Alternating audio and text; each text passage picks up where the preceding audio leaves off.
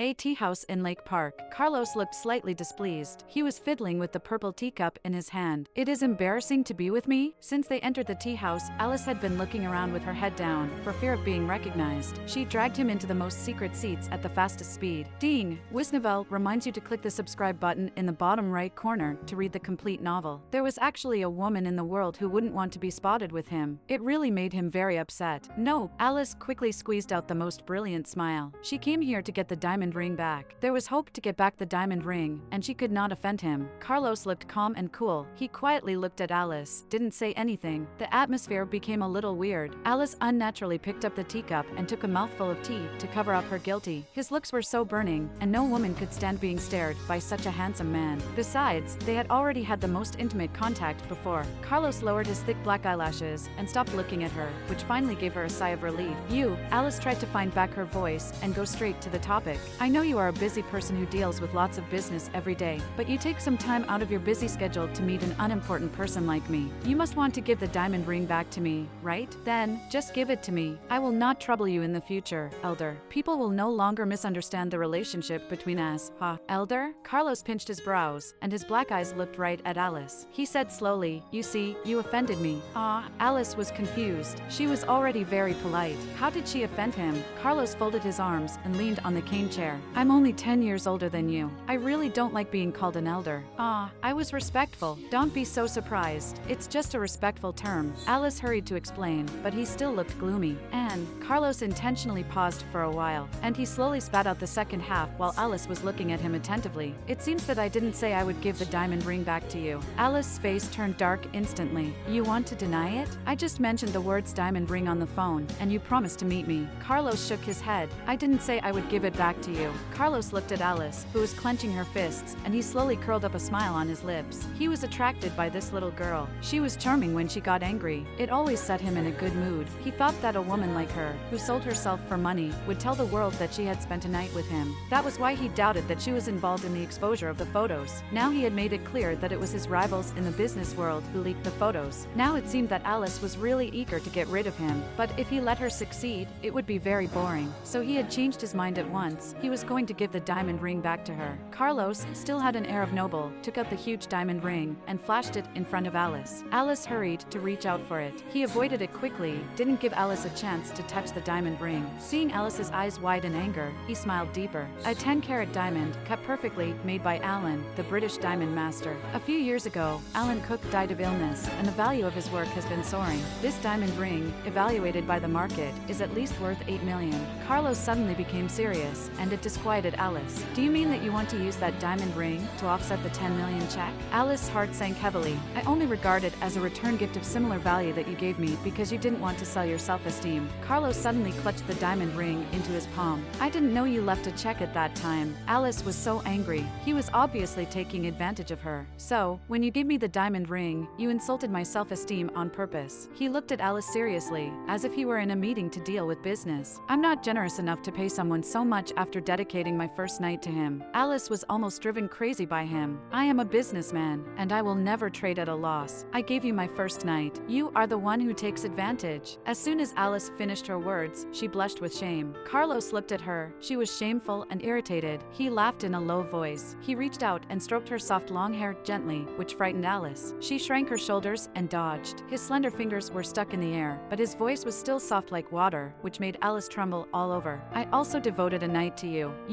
Alice's eyes were wide open, and she didn't expect that he would even calculate such things. She wished she could smash his handsome face with her fist, but he suddenly stood up and approached her across the table.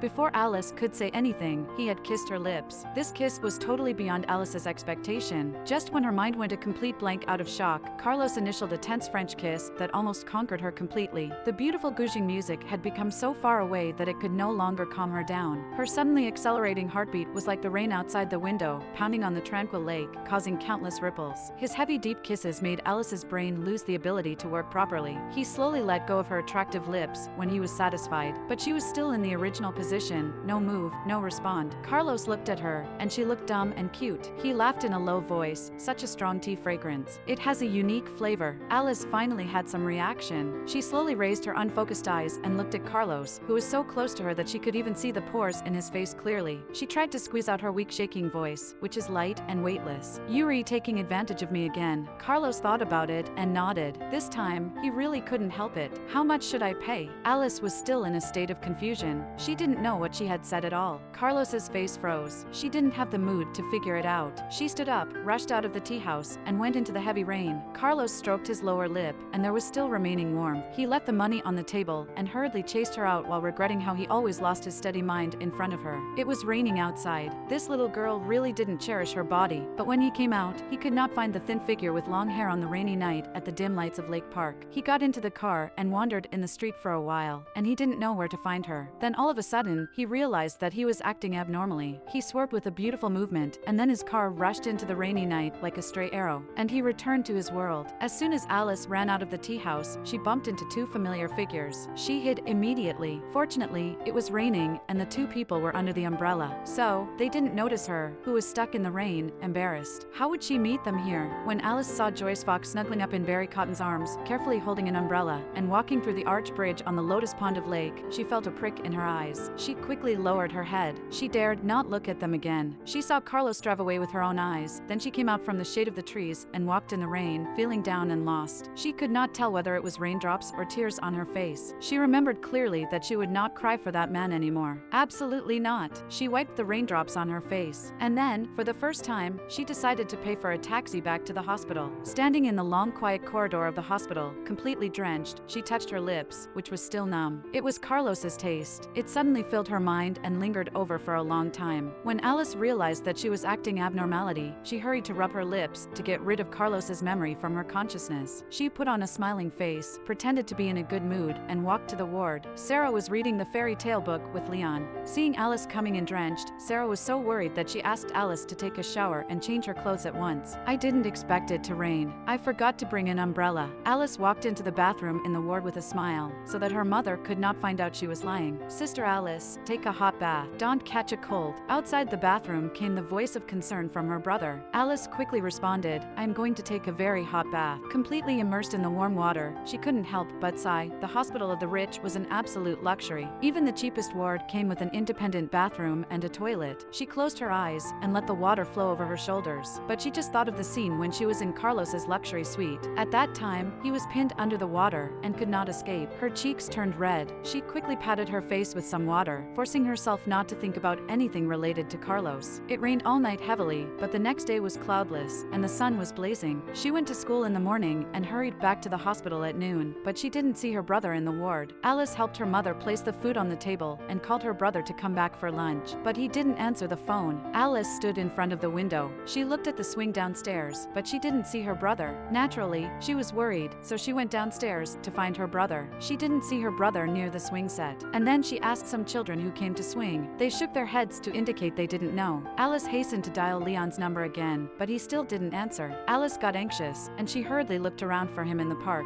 After searching for a long time, she still didn't see Leon. Her brother had always behaved well. He never ran around, and he would definitely pick up the phone. What happened? The more Alice thought about it, the more afraid she was. Thinking that her brother might have returned to the ward from another road, she hurried to the ward. As soon as she went upstairs, her phone rang. Seeing that it was Leon's call, Alice finally felt relieved, and she picked it up at once. Hello, brother, where are you? At the other end of the phone, Leon's voice came with a cry. Sister Alice, I'm so afraid. Alice's heart tightened. Leon, don't worry, tell me where you are. I'll be right there. From the phone suddenly came a man's voice of evil and arrogance, which made Alice shudder all over. Her heart suddenly tightened, and cold burst from her back. The front building of the hospital, the parking lot, the voice. Alice wanted to reconfirm, but he had hung up the phone. Was that him? That haunting, nightmare-like devil? Suddenly, the warning he gave her at the seaside rang in her ears. Alice, I will make you beg for my mercy. Alice's face turned pale in an instant. She knew it didn't bode well, and the very thought penetrated into her bones little by little. Why was he in the parking lot with her brother? Why did her brother cry with fear? If it wasn't something very scared, her brother would never cry. Alice rushed to the parking lot. Bruce, if you dared to do something terrible to my brother, I would never let you off. The parking lot. Leon squatted on the roadside, his head deeply lowered, and his body was shivering. Alice rushed up and hugged him. She found that he was crying, and her heart ached. Leon, I'm here. Don't be afraid. Leon finally raised his head, and his handsome face was pale. It was easy to tell that he was greatly frightened. Leon couldn't help sobbing. Sister Alice, I am so afraid. Alice felt distressed, and she let her brother lean on her thin shoulder, and she glared angrily angrily at Bruce, who was smoking leisurely standing by the car. On his face, there was a subtle smile, and his narrowed eyes flashed a trace of evil triumph. "What did you do to my brother?" Alice asked angrily. Bruce raised his eyebrows, spread out his hands innocently, and pointed to the silver-gray Maserati sports car that hit the roadside. "It is your brother who has done something to me. Sister Alice, I'm afraid. He wants compensation." Leon grasped Alice's hand, and his palm was sticky because of fear. When Alice found that her brother's moist palm was bleeding bright red blood, she quickly turned it over and looked at it. There was a long bleeding wound on Leon's palm. Although it was not deep, the blood kept flowing out. Alice's heart ached at the sight of this. "Somewhere else hurts?" Alice touched Leon all over nervously, for fear that there was more injury. Leon shook his head. "Only hand, it hurts. Just blow on the wound, and it will no longer hurt. Leon, you are the strongest." Alice carefully held her brother's hand and began blowing. Seeing Alice treated her brother so gently, Bruce suddenly felt upset. He said in a loud voice, "My car is smashed." "What do you say?" Alice looked back at Bruce. "My brother's hand is bruised too. This is a car of a limited edition. It's very expensive," Bruce said slowly, waiting to see an anguished look appear on Alice's face. He was going to torture her until she begged for his mercy, but she was still staring at him stubbornly and fearlessly. "I only have one brother in the world, and he is very precious too." Alice walked over angrily to check on his car. There were only some scratches at the bottom of the car, which was not serious. "I can pay your brother's medical expenses, but should you also pay the repair costs of my car?" Bruce threw away his cigarette, put it out at his feet, and then walked to Alice. He stood in front of her with his pound height, showing a sense of oppression. Alice softened a bit, but she still looked up and stared at him. She knew in her heart that even if it was just to repaint a luxury car like this, it would cost her an astronomical number that ordinary people couldn't afford. "There's a surveillance video. I'll call the police and let the police determine whose responsibility it is. I won't give you less than what the police ask me to pay." Alice did not believe that this was just a simple accident. It couldn't be so coincidental. Why it had to be Bruce's car that almost hit her brother. It must be designed by Bruce deliberately, just to take revenge on her because he said that he would make her beg for his mercy. "Call the police?" Bruce chuckled in a low voice and stroked his pretty nose. Between his eyebrows was a shadow of handsome, but he was wild and arrogant. "Maybe the police will think you are one of the vulnerable groups, so they might be partial. But you have to be clear, Alice." Bruce looked at Leon, who was not far away. He looked like a child who had made a mistake,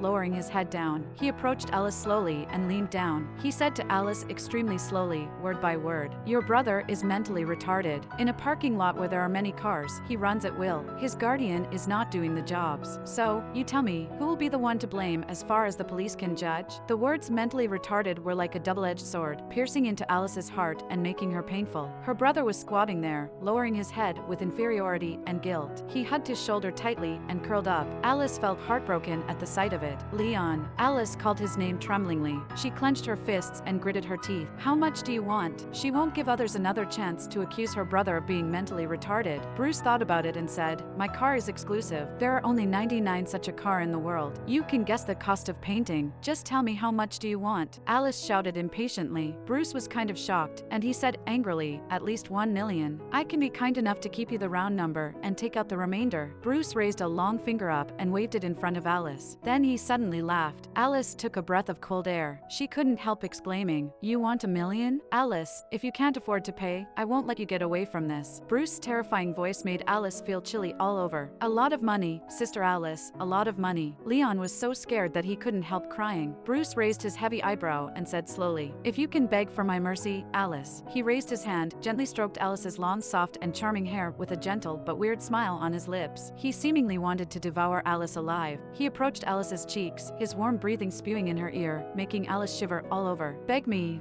to let you go. Maybe I will consider it." Alice suddenly lifted her feet and kicked Bruce in the shins. Bruce was caught off guard. His face was bleak because of the sharp pain, and his eyes were overcast, like an upcoming storm. "How dare you kick me?" His voice was so ferocious. He couldn't believe that this little girl actually attacked him again. Last time at the seaside, she hit him in the face, and he dared not go out for a few days. He hadn't dealt with that yet, but she actually went at him again. She was the first woman in the world who dared to fight him. He was Bruce, the young master of Cook family group. Many people were afraid of him. "Alice, am I too kind to you?" Suddenly he grabbed Alice's head, forcing her to look up at his eyes. His rage came strong, overpowering her. She was delicate and small under his burning and reproachful fury, but she still looked at him quietly, without flinching or fear. Bruce looked at her eyes, which was as clear as spring water. The reflection of his angry look in her transparent eyes made him softened, and the fury surging at the bottom of his heart also disappeared gradually. He snorted coldly and shook off Alice, keeping his usual indifferent style. Alice saved herself the trouble of arguing with him, but but her brother had run over and stood in front of her in a protective posture. He shouted to Bruce, "Don't bully my sister Alice." Alice was deeply touched by her brother's protection. She grabbed her brother's hand from behind and shook her head gently. She was clearly aware of Bruce's madness, and she couldn't let her brother offend this devil. Bruce ignored Leon directly, his eyes still fixed on Alice, in an overpowering manner. Alice bit her lower lip, slipped her phone in Bruce's hand, and said to him stubbornly and firmly, "Send me your account." Bruce was clutching Alice's phone in his palm, and there was lingering warmth left by Alice. "What did you say?" Did he hear her right? She was actually giving him $1 million? "I said, send me your account." Alice said it again. "Where did you get all that money?" Bruce narrowed his gloomy eyes as if to see Alice through. He knew better than anyone that Alice was very poor, and she even didn't have the money to pay the utilities. How could she suddenly have so much money? He even heard that she had paid her mother's medical expenses in full. "This is my business. I give the money to you, and it's over." She didn't want to be involved with Bruce at all. That day at the seaside, she was almost drowned in the sea by him. This picture still leaped before her eyes, and she still felt scared. The feeling of hate and fear tangled together, making her just want to run away from him. Bruce glared at Alice, dialed his own number in Alice's phone. He got her number, and then he sent his account information to Alice, while still smiling wickedly. He said, "I don't accept payment by installments." Alice grabbed her phone and transferred the $1 million he asked for to his account in a minute. When Bruce saw the account transfer message and the number in the message clearly, he immediately raised his eyebrows in astonishment. He looked at Alice gloomily and roared angrily, "Alice, you are pretty rich." Alice didn't take a look at Bruce again. She took her brother's arm and dragged him out of the parking lot without looking back. Bruce kicked on the tire of the car and shouted, "Okay, Alice, you have some guts. Let me see how many $1 million you still got." Alice bought her brother his favorite taro milkshake, hoping that he would forget the shock he had in the parking lot. They sat on the bench in the hospital park together. Her brother held the cold milkshake in his hand, his head down. He didn't have any appetite. "I'm sorry, Sister Alice," Leon said in a small voice. Alice felt bitter. She touched her brother's head softly, like coaxing a child who had to admit his mistake. "It's okay, it's over now, but you can't run around again, especially in the parking lot. Those rich people are wild. They are used to driving without looking at people. It's very dangerous."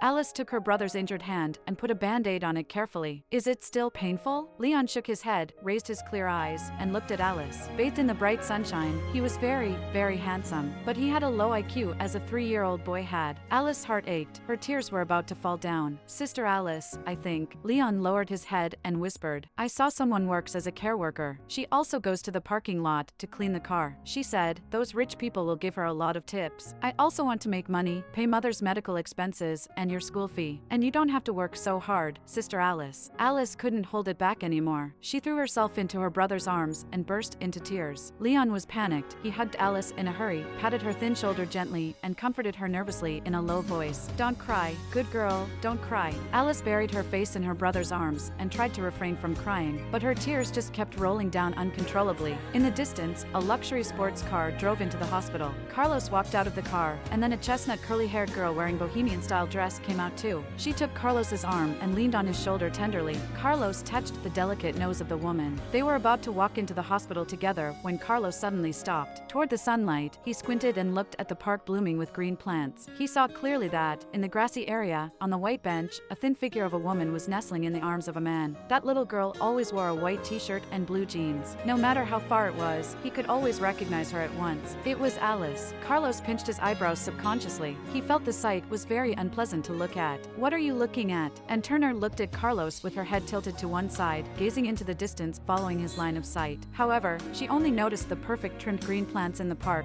nothing special. But seeing Carlos's slightly dark face, and smiled. "If you are not happy with the shape of green plants over there, you can find another landscape designer that you like. Don't be so upset. See, Director Reed is so nervous that he keeps sweating." Carlos quickly adjusted his mood and recovered himself. He smiled gently at Anne. That was a rare expression for him, and he only did it for Anne. This move made the woman doctors and nurses waiting at the gate feel jealous. "Let's go in." Carlos put his arm around Anne's shoulders, and they walked into the hospital building. "I've just got off the plane. I'm already very tired. You guys still don't let me take a break." And pouted. She was not satisfied. "Good girl, they are all waiting for you." Carlos stroked her head affectionately, and hurriedly protected her hair, which was messed up by him. She was no longer a child, but he still stroked her head like this. She pretended to be angry and said, "You are the same old you. You cram everything into a tight schedule, not giving people a chance to take a breath." Director Reed and the top managers of the hospital hurried to open the way for him, and the attending doctors escorted him in the back. A group of people walked inside as if an emperor had arrived. Alice finally let out the sad sadness in her heart. She looked up, wiped the tears around her inflamed eyes, and looked at her brother. He looked worried. She smiled and bent her lips. Brother, I don't need you to do something for me. Sister Alice is not tired at all. I just want you to be happy and carefree, and then I am happy too. Seeing his sister finally smile, he also smiled happily. The milkshake he was holding in his hand had turned into water. Sister Alice, have a sip. Alice took a sip sweetly and gave the milkshake back to her brother. Leon, it's so sweet. Drink it. Her brother bit on the straw cheerfully, and his shining eyes curled up. He shouted with satisfaction and joy, wow, it's really sweet. Alice couldn't help laughing. Her brother almost danced for joy. He had completely forgotten what happened at the parking lot. Sometimes, she was really jealous of her brother. He had a low IQ, and he could forget all the worries in a second. The 19th floor of the hospital. Carlos stood at the window, lit a cigarette, and looked at the park below the building. She was small like an ant, but he could spot her in the crowd easily. He was surprised himself for having such good eyesight. It was like that little girl had overpowering energy around her, which made people notice her at once. Maybe it was because she was specially and nicely dressed, but she was a completely ordinary person in the crowd. He was very resistant to his special attention to her, but he had to admit it, because he could not take his eyes off her. When he saw Alice and that man walk back to the hospital arm in arm, he felt he had seen the sweet and happy smile on Alice's face again. What a ridiculous illusion. He puffed at the cigar and suddenly remembered that the hospital was a non-smoking area, so he put it out in frustration. What are you looking at? You are lost in thought, and suddenly jumped out and slapped Carlos on the shoulder, which startled him. He turned around quickly. What's the result? Carlos asked quickly in order to hide his feelings, which seemed ridiculous, and pouted, I have just come back, but your heart has gone. It makes me feel so hurt. I came back for you, or I would not leave the handsome boys with prominent noses and deep eyes. Carlos laughed and flipped an on the forehead. What did the director say? I've already taken the blood examination. They said I would get the result tomorrow morning. I am so hungry. Let's go eat something. And grabbed Carlos's big hand and shook it imploringly. I didn't eat anything on the plant because of this blood examination. At this time, Director Reed came in and said respectfully, Boss, Miss Ann still has another blood examination tomorrow. She has to come here with an empty stomach so that we can get an accurate result. So, how about put off the rest examination till tomorrow morning? Well, I am really hungry. I can't stand it. And shook Carlos and begged him sincerely. Carlos couldn't resist, so he nodded. Okay, what would you like to eat? I want you to make it yourself. I was dying to eat the food you made when I was abroad. And took Carlos's arm and walked out. Her delicate and beautiful face was filled with happiness. Director Reed and the top managers of the hospital rushed to see Carlos and then off the hospital. Carlos was about to get on his car when his keen eyes spotted the flash of a camera. He cast his cold eyes at it, and he found that there was a paparazzo hiding behind a shrub tree. Ben ran to the paparazzo in a hurry and said something to him. Then the paparazzo took out his camera with fear and let Ben delete all the photos obediently, and was sitting in the car, and she spat out her tongue. Carlos pinched her nose. I will not let those people expose you to the world, and nestled happily in Carlos's arms. I know you will protect me all your life. Director Reed went back to his office after watching Carlos's car drive away in person. There were still many things to deal with about Sarah's kidney replacement operation tomorrow. Also, the consultation of Anne. She was someone special, so he couldn't be more careful. Unexpectedly, when he arrived at the office, he found someone sitting in his office chair with his back to the door. He couldn't see the man's face. He was just about to scold this man for being so rude when the man spun around gracefully to face the desk. When Director Reed saw the man's face clearly, he quickly put on a smile. It is Master Cook.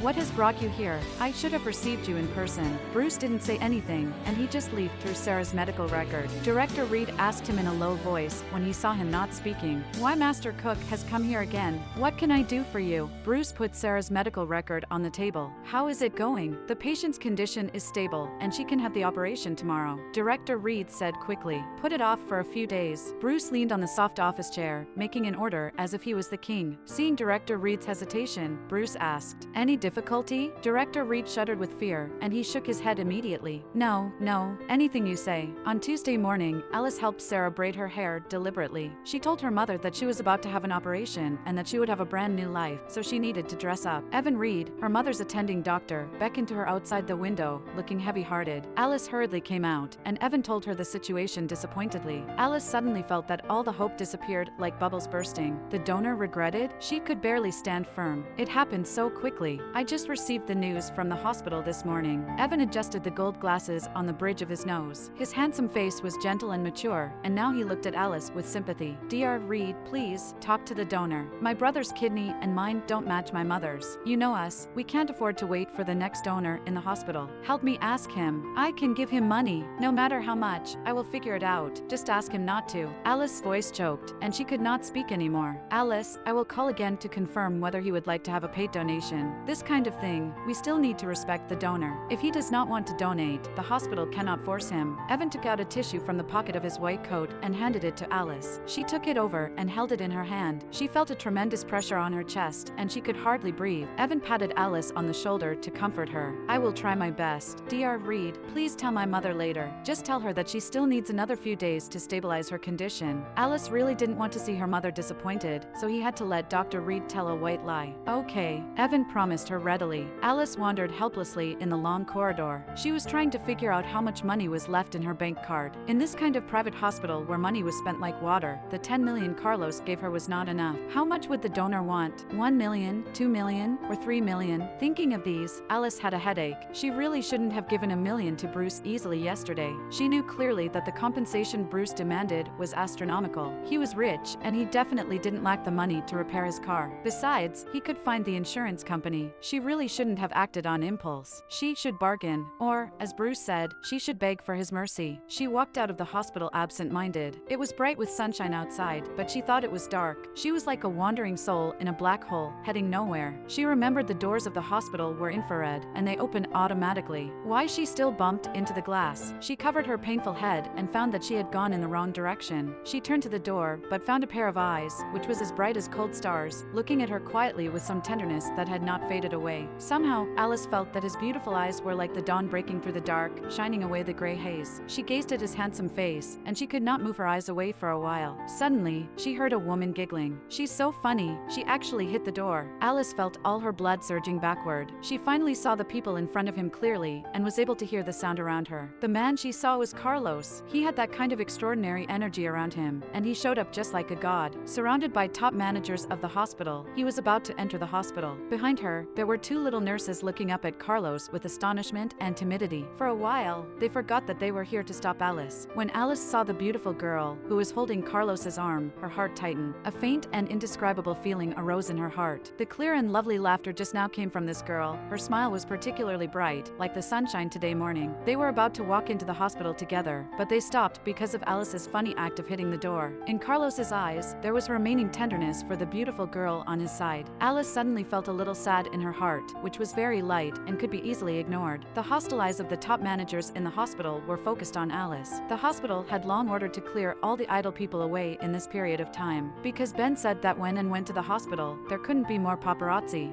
At this time, someone came out of nowhere, and it would definitely make Carlos doubt the hospital's ability to handle things. If Carlos was annoyed, no one could get away from it. Alice just ignored those eyes as if they didn't exist. She didn't have the heart to squeeze out any extra expression on her face. She no longer looked at Carlos. She just drifted away in a fit of pique. Carlos set his handsome face grimly until he finally lost sight of Alice. He even turned around and looked at her, her long hair flowing down her back. She turned to the park in front of the hospital, and he couldn't see her anymore. She is already gone. What are you looking at? And shook Carlos's arm, feeling confused. She walks without looking, Carlos said in a deep and slightly angry voice. She pretended not to know him. She just walked by with an expressionless face, as if they two were strangers. The day before yesterday in the tea house, they still kissed each other affectionately. She also asked him for the diamond ring and flattered him. It was just 2 days, and she became so distant. This little girl not only left her eyes at home while walking, but she also lost her memory, too. She seemed very unhappy, though. Was it because of the man who hugged her in the park? Carlos suddenly became extremely upset. He strode into the hospital. The group of people around him could hardly catch up. Carlos's anger made the group of people tremble and break out in a cold sweat. They were afraid that Carlos, who was always critical, would fire them the next moment. Among them, Director Reed was the most anxious. He was the acting director of the hospital. His position was in a parlous state. He was afraid that Carlos would dismiss him from his post, so he hurried to explain. She is the relative of a patient in our hospital, so boss, you don't have to worry. She is definitely not a paparazzo. Carlos suddenly stopped and looked up at his displeased face, and she couldn't help praying for the group of people behind her. She knew exactly how hideous the other side of Carlos could be. She was naughty before, and she once got rid of all the bodyguards and ran out secretly. The paparazzi secretly took pictures of her and titled the photos "Mysterious Woman Hidden by Boss Master Brown in a City for Many Years," claiming it was going to take the lead of the morning newspaper the next day. Carlos found out about it, and he let this newspaper company disappear from a city overnight. No one knew how he did it. It was still a mystery. She had raised the question before carefully, but he just smiled gently, stroked her head, and said, said, "I will not let anyone hurt you," and quickly took Carlos's arm, trying to calm his anger, but she heard him asking, "Is anyone in her family hospitalized here?" "Yes, it's been a while." Director Reed didn't want to talk too much, because Carlos once told him that knowing too many stories about patients would make him feel depressed. Unexpectedly, Carlos said something that surprised him. "Give me all the information about her family's medical records." Finishing his words, Carlos stepped into the elevator. This was the first time he asked to see a patient's information, and tilted her head curiously. "Do you know her?" "No, I don't know her," he answered calmly. "Then why do you want the patient's information?" "She has terrible eyesight, so I want to check if it runs in her family. If it does, the hospital will have one more patient, right? And I think it's good for the hospital's revenue, isn't it?" No wonder the money he gave her was spent so quickly. This was his hospital. No one knew better than him how expensive it was here, and was kind of speechless. He seemed to have no other intention and do it just for the hospital. But she still thought there was something more. "You act weird. What exactly are you going to do?" With a tinkle, the elevator reached the 19th floor. Carlos hurriedly pushed Anne out of the elevator and handed her over to Director Reed. "Get the examination done. I'll wait for you in the meeting room and we will have breakfast together." Director Reed quickly arranged for Anne's examination and then sent someone to the storage room to get Sarah's medical records. In his office, he quietly dialed Bruce's number and asked him in a low voice. "Master Cook," Sarah's daughter asked how much the donor wants. No matter how much, she would try to collect the money. "How do you say?" Director Reed was really caught in a dilemma, but he dared not disobey Bruce's order. He was the young master of Cook family group. He could make his life miserable easily. "You tell her he wants." Bruce hesitated for a moment and said, "5 million. Director Reed was so shocked by the number that he could hardly hold his phone still. "Will it be too much?" "Do as I say." Bruce went on to say, "Give her the medicine. Don't delay the timing of treatment. I don't want to see you carry the bad name of ending one's life." "That's sure."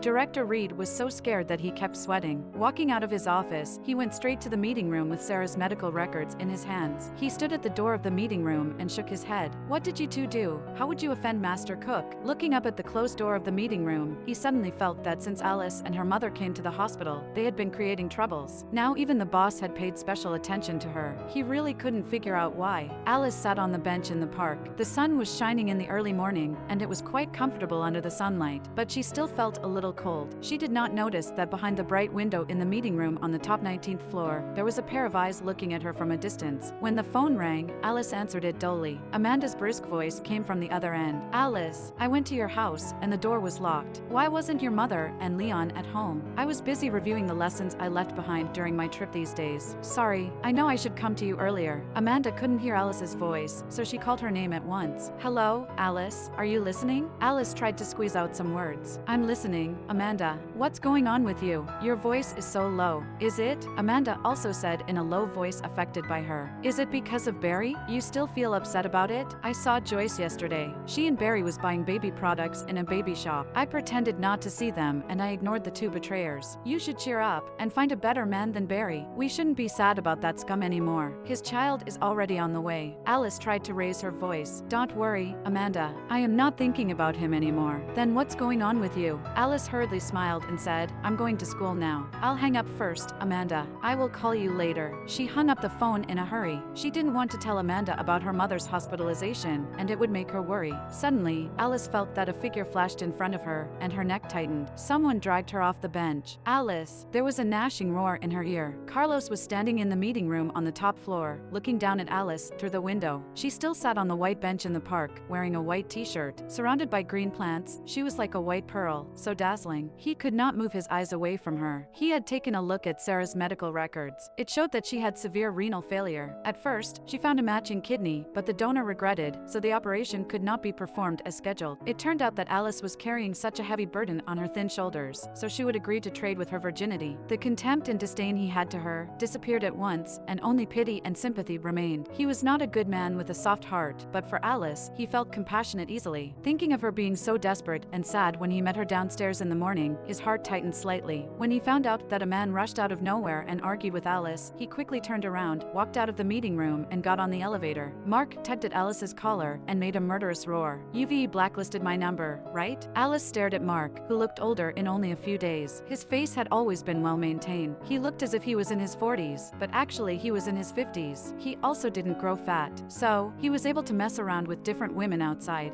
"You came just in time. I have something to ask you. Are you the one who hindered my mother's kidney replacement operation?" Originally, the kidney replacement operation preparation should be carried out as scheduled. Why something went wrong just before it was about to be performed? Alice had to suspect that someone was behind this, and Mark, because of the ring, had threatened her with her mother more than once. You think, with my current situation, I still have the ability to pay your mother's bill in such a top private hospital? Can I still find a donor who has a kidney with the matching blood type? Alice, it's because… Mark suddenly lost his voice and stopped talking. Because of what? Alice frowned, and she wanted to get a real answer, but Mark changed the topic. Where's the ring? Give me the ring! Mark roared angrily. I can't give it to you now. Do what you want. Alice got rid of Mark's hand. She was very tired and exhausted now. She had no energy to ask Carlos for the ring. You know the value of that ring. That's someone else's ring. It doesn't belong to Oliver family. You know how much I have to pay? Oliver family will go bankrupt because of you. If you don't return the ring, I'm not sure what I will do. Mark stared at her with his scarlet eyes, and he roared wildly. So why did you give me such a valuable ring in the first place? If you are going to have a bankruptcy, that's because of your poor management. Why do you blame me for that? Alice also roared angrily. Her eyes turned red uncontrollably, and the tears were about to fall down. But she still tried her best to hold it back. She couldn't cry. You bad girl. You dare to shout at me. I'm your father. Father? Alice laughed bitterly. For so many years, have you done something a father should do? You know my brother's situation. Have you ever cared about him? You only care about your mistress and your bastard son. We are nothing in your eyes. No, I should say, I am the chess piece you use for trading. You can sell me to a strange man for your own survival, regardless of my feelings. You use my mother to force me to lose my virginity to a man I don't know. Mark's eyes flickered a little, and then he was engulfed by anger again. No matter what, give the ring back to me. Otherwise, I will really kill you. Alice looked at Mark, who was walking away, and she wiped the tears on her face. She thought she was crying, but her eyes were dry. There were no tears. She sat down weak and limp on the bench, and she clenched her fists. She felt even more confused. She had doubted it when Mark transferred her mother to Wellbeing Hospital. Oliver family was about to go bankrupt. Where did he get so much money to let her mother stay in a top private hospital? Her mother received dialysis every week, and it could cost a lot in a general hospital, not to mention in a top private hospital. If Mark was not the one doing all of this, who it would be? Who would be willing to help her, and then suddenly stopped paying all the bills? Only Mark and someone behind all of this knew the answer, but Mark wouldn't say a word about it. Carlos was standing not far away, looking at Alice, who was sitting on the bench. His heart ached uncontrollably. He wanted to walk over and drag her out of here, but someone went before him. A bottle of breakfast milk suddenly came into Alice's view. She slowly looked up, and she saw David, who was still smiling as warmly as the spring breeze. Her first thought was to run away, but David grabbed her delicate wrist. Alice froze there. She said in a deep and low voice, "You heard it, didn't you?" She didn't want anyone to find out her ugly secret, but David heard it. "What did I hear? I just arrived at the hospital, and I saw you here staring blankly." David still smiled warmly, and he coaxed Alice with kindness. If it was something that she didn't want him to know, he would choose not to know about it. Even if he did know, he would pretend he didn't know. Alice looked back at David. His warm smile made her heart ache. Her tears burst out, and she couldn't stop them. She threw herself into David's arms, and finally let go of her shield. She cried like a child for the first time. Carlos pinched his eyebrows unhappily when he saw them hugging each other. Why did this little girl like to cry in other men's arms? The man yesterday was obviously not the man today. He was exactly David, the son of Jones' family enterprise. Carlos didn't know such kind of noble young kids who were still studying on campus. He knew him because David recently began to work in Jones' family enterprise. He bought a tourism company to join Jones' family enterprise, which opened up a new way for his family. His family normally dealt with real estate business, and this move helped it step into the tourism industry. And David had also become a new upstart in the business world successfully, which had grabbed much attention. They even compared him with David, saying that although David seemed gentle and elegant, he was quite like Carlos. Both of them entered the business world forcefully, like a tornado. Carlos took a step forward. He wanted to destroy the displeasing picture of the two hugging each other, but he suddenly stopped. He suppressed this impulse, turned around and left. Ben rushed out to look for Carlos when he found that he had gone out. Seeing Carlos coming out of the park in the distance and walking back to the hospital displeased, Ben hurried to catch up. "Boss, what happened?" Ben thought there was an emergency in the company, but he heard Carlos saying, "Go find out all the information about Alice and give it to me." Ben was kind of shocked, and then he got onto it right away. Alice's tears completely soaked David's shirt. The feeling of damp and warm seeped into his skin and reached the heart, making his heart ache. David called her name, feeling bad for her.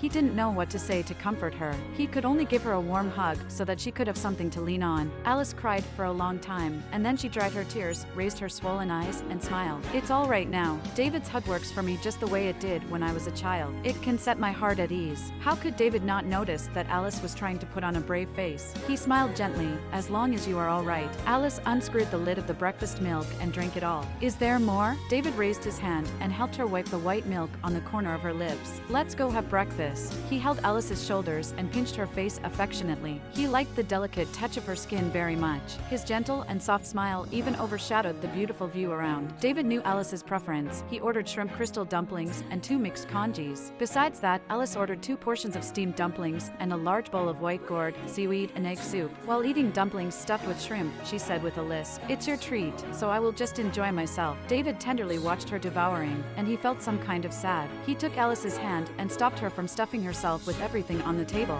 "Alice, although you are in a bad mood, you shouldn't eat so much. It's bad for your stomach." Alice wiped the corner of her mouth. She felt a little sad after hearing what David said, but she still smiled. "I'm really hungry. If you don't eat, I'll eat them all." David no longer stopped her. He just looked at her stuffing herself with everything on the table, feeling distressed. Alice patted her bulging belly when she was full. She pretended to be relaxed, and she stretched herself. "I've had enough. Let's go to class." She stood up and was about to go out, but David grabbed her. "I don't want to go to school today. Can you stay with me?" Alice stared at him in surprise. "I rarely see Master Jones being a bad student. Now, you want to skip class?" David stood up, bent down his long body so that he could look straight into her clear eyes. "I have a secret base. I'd like to share it with you today." Alice and David sat together in the big but empty stadium. Green grass covered the huge football field. Just simply looking at it could make people feel relaxed and forget all the troubles. "It's really a good place." Alice was lying on the soft grass, looking at the distant blue sky. There were birds flying freely, and her face finally broke into smiles. David also lay down, with his hands behind his head. He and Alice were looking at the same blue sky. "When I'm in a bad mood, I'll come here alone." He knew that Alice must be in a bad mood now. "You also have your bad days? I always thought that you would never have any trouble." In Alice's memory, it was really rare to see any other expression on David's face, except for his warm smile.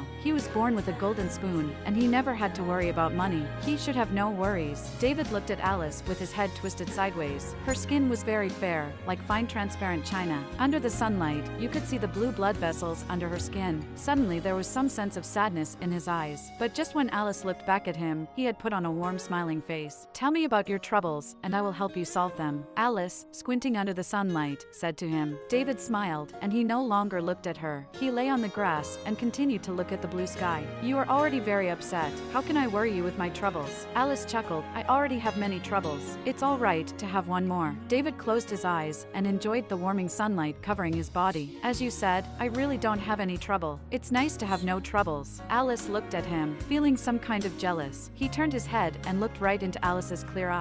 He really wanted to say to her, "Silly Alice, my trouble was you, but I dared not let you know because it was you." She went back to the hospital in the late afternoon. Originally she was in good spirits again, but when Evan, the attending doctor of her mother, told her the news, she was desperate again. $5 million. He asked for $5 million. Alice went to the ATM and checked how much money was left on the card. The hospital had taken away a great part of it. There were only less than $4 million left. She still needed more than $1 million. What should she do? Just when she was distressed and couldn't breathe, her phone rang. "What are you thinking?" On the other end of the phone came the evil voice of a man. Alice shuddered all over. "How can you have my number? You forgot it so soon. You have transferred money to me before." Bruce finished the second sentence, gnashing his teeth. "Why are you calling me? I want to see you." "I don't want to see you." Alice was about to hang up, but the voice coming from the other end made her clutch her phone at once. "You are thinking about that $5 million? How do you know?" Alice was shocked. It seemed that there was a big hand grabbing her by the neck, and it was difficult for her to breathe. Bruce did not answer her. He only gave her an address, and he hung up the phone arrogantly. Carlos sat in his study and looked through all the information Ben had found about Alice. Tutu? She looks like a girl of 18 or 19. There was a 1-inch photo of Alice on the file, and her smile was as clear and fresh as water.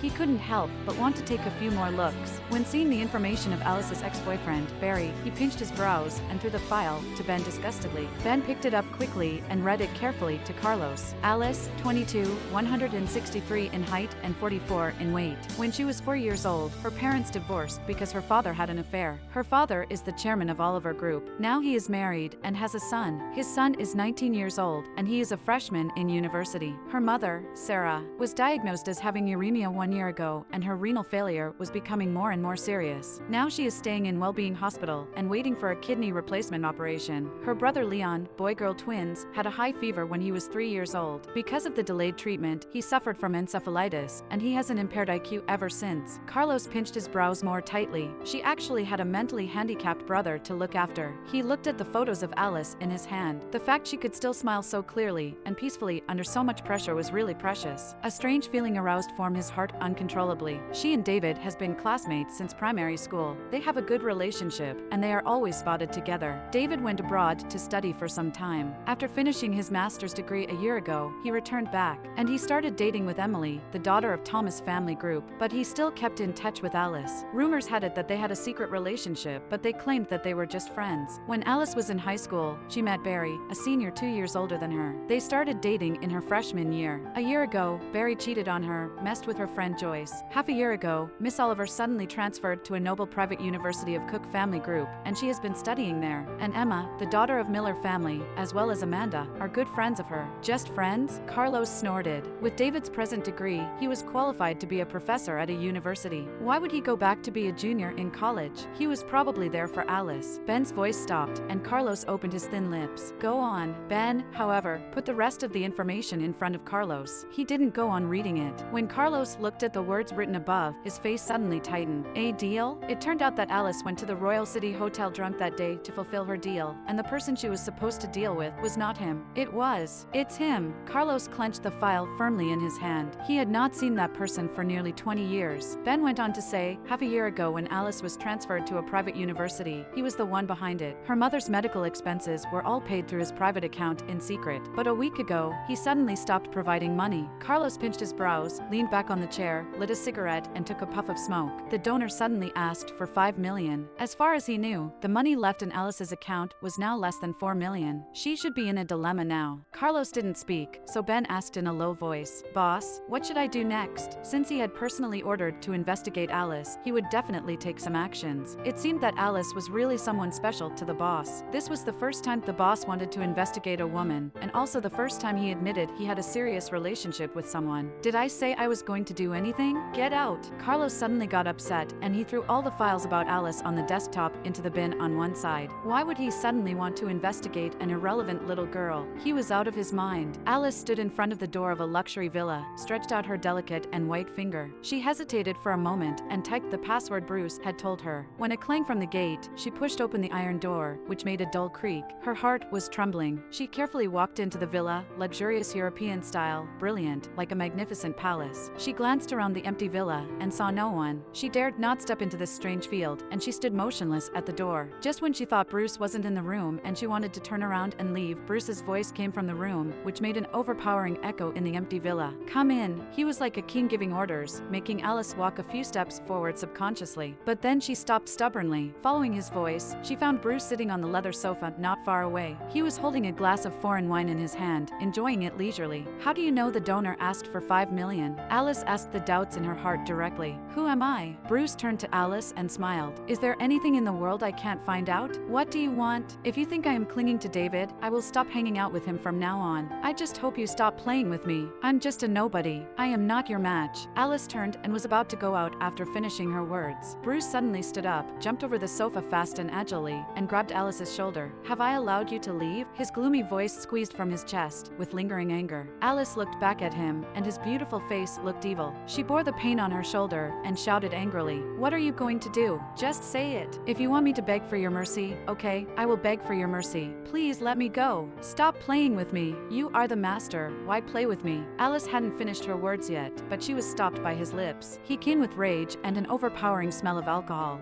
Let me go. Alice struggled hard, but he pushed her directly on the porch and pinned her tight. He pressed her struggling hands hard, covered her delicate mouth, and kissed her deeply as if it was some kind of punishment. Alice was restrained by him, and she could not move an inch. She stared at the crazy person in front of her in horror. However, when he saw her eyes, he kissed even more wildly, just as a storm coming hard, showing no mercy. Alice couldn't get rid of him, so she opened her mouth, letting his tongue slip in, and then she gave it a hard bite. Bruce groaned with pain, and the blood flowed out. He finally let go of Alice's lips lips, but he pushed her down on the carpet angrily. His big hand tore off Alice's clothes, exposing her snow-white and delicate body. His palm covered her breast, and he rubbed it hard, which made Alice keep screaming. "Bruce, you bastard! What are you doing?" She tried to curl up to protect herself, but she couldn't move an inch, pinned by him. She could only let his fingers slide towards her pants. Alice tightened her body to stop his wild actions. She screamed, hoping someone would come to rescue her. But in the empty luxury villa, there was only her helpless and frightened voice echoing. "Are you afraid, Alice?" He pressed her thin shoulder hard, and the blood stain on the corner of his lips made him look eviler. He was like a crazy devil. Seeing the tears rolling down from Alice's face, he flashed a trace of pity in his eyes, but then he burst into laughter. "This is how you end up when you mess with me. I will make you suffer every day, and you will never see the sun again," he said cruelly. The smell of wine in his mouth sprayed on Alice's face, which was hot and scorching. Then, his domineering kisses fell on her white neck, along with the blood on his lips. It was blooming like the red plum in the snow, pretty and glorious. "Bruce, is it interesting? Don't you think it is childish?" As Alice shouted, her voice was almost hoarse, and her eyes were filled with tears. She was so desperate that she could hardly see the sunshine outside the window. He pinched her plump chest with his palm, and he opened his mouth to bite her beautiful collarbone. Alice cried out in pain. Only when he tasted the warm blood of her did he let go of her. Looking at the red bite marks left on her shoulder blades clearly, he smiled in satisfaction. "These are marks I left you for your whole life. It will always keep my traces." He was like a child who was afraid of being forgotten and abandoned. He had to go to extremes to earn himself a little sense of security. "You crazy." Alice bore the sharp pain, and she abused him loudly. "I told you before. I'm crazy." He pinched Alice's thin chin and lifted her up. He was about to penetrate her and occupy her possessively. Alice was still clinging to her last line of defense, not letting him break through. She grasped his big hand hard, with her fingernails deep into his skin, stretching some bloodstains in his hand. But he still forced her, not feeling any pain. Alice finally felt sacred and let out a completely helpless cry. She looked at Bruce, who had totally lost his mind, with tears in her eyes. "Really? Please don't," she cried hoarsely and begged tremblingly. This was the first time she had bowed her head in such a humble way in front of him. Bruce suddenly froze. For all the time, he wanted her to be humble. Now she finally did, but he was not as happy as he thought he would be. Instead, he felt painful deep inside. Don't.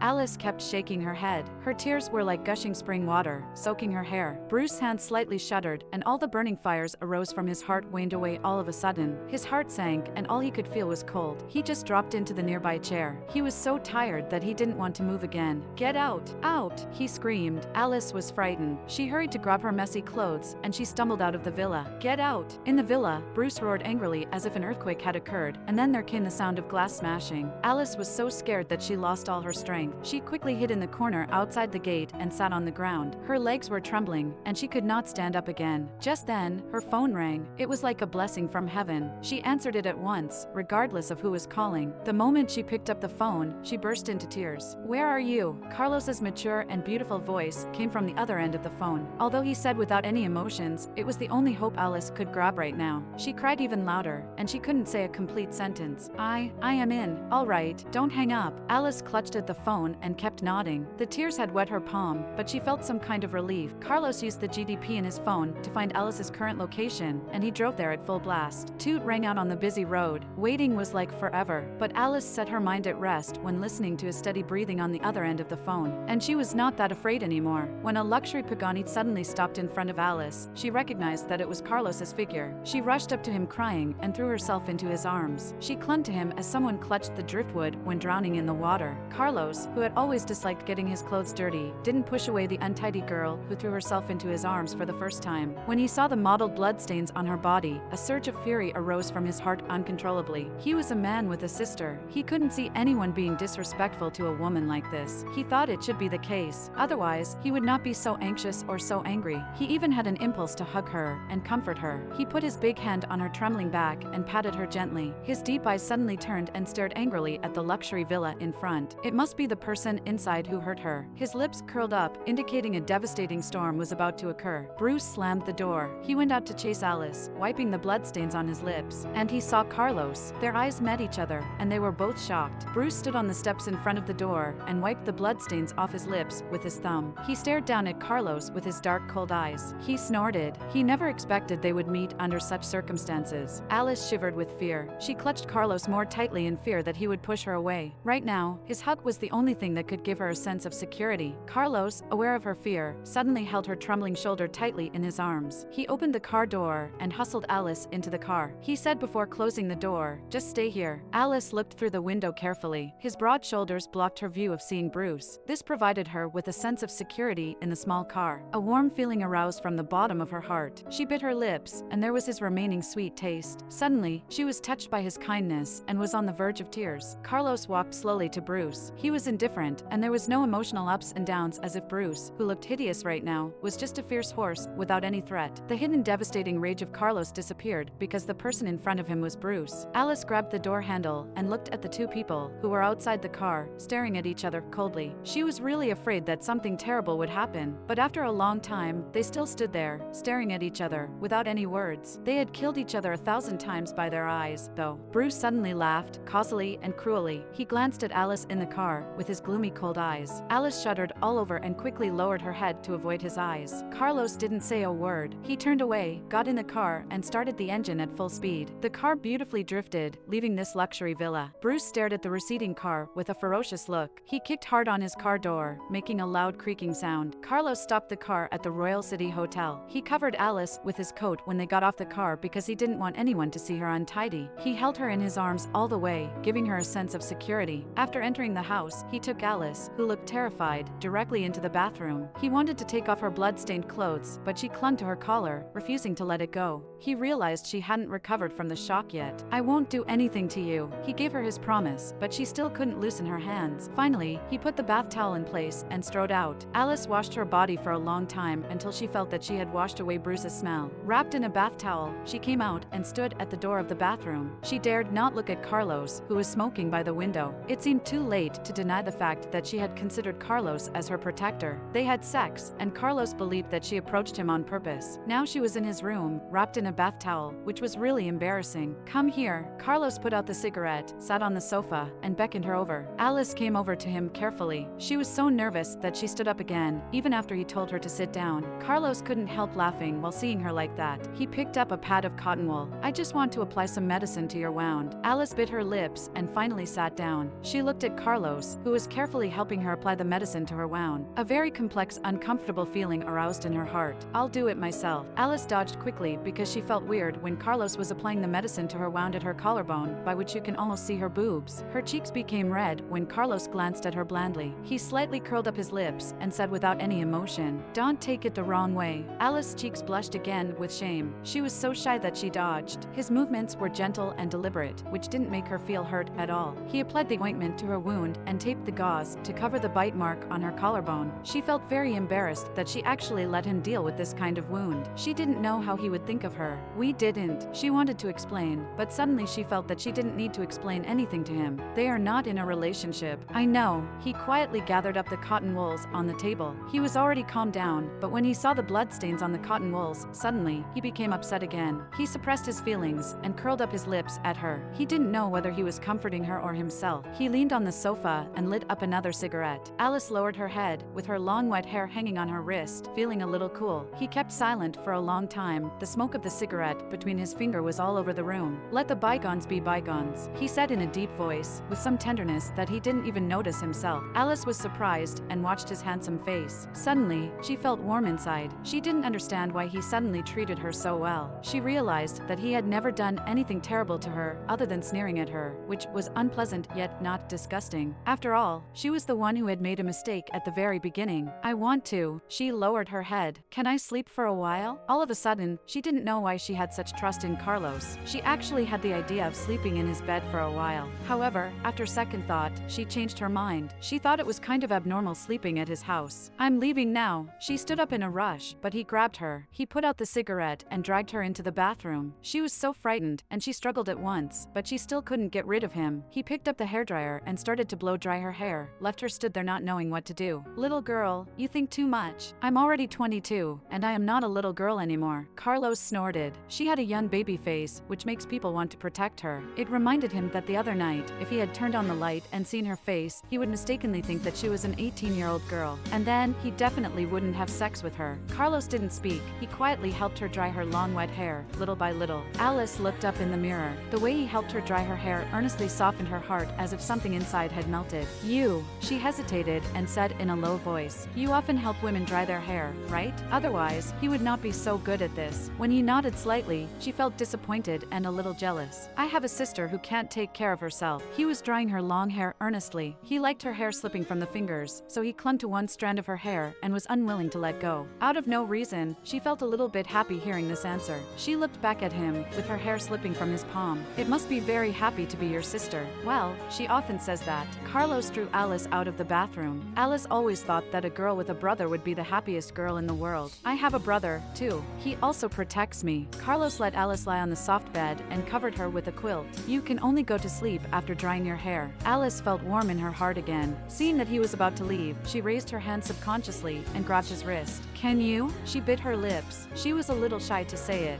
What? Alice bit her lips again and lowered her long eyelashes. I'm a little bit scared. Carlos curled up his lips slightly. He sat at the bedside, picked up a magazine on the bedside cabinet, and started reading it. You can sleep now. Alice refrained herself from curling up her lips. With his breathing on her side, she gradually fell into sleep. When Alice woke up, it was completely dark. If it weren't for her mother and brother in the hospital, she really wanted to sleep in the soft, comfortable bed forever. Carlos didn't seem to like to turn on the light at night. It was dark in the room. Only when the bright neon outside the window came in could she see what was going on in the room. She sat on the bed and looked around. She didn't find Carlos. She was disappointed. She thought that he had left. The huge room was cold and empty, but his pleasant voice came from the dark. Yuri awake? Yes. When Alice found herself naked under the quilt, she blushed with shame, and even her neck turned red too. She remembered that she was wrapped in a bath towel when she fell asleep. What did you do to me? She was too nervous to complete the sentence.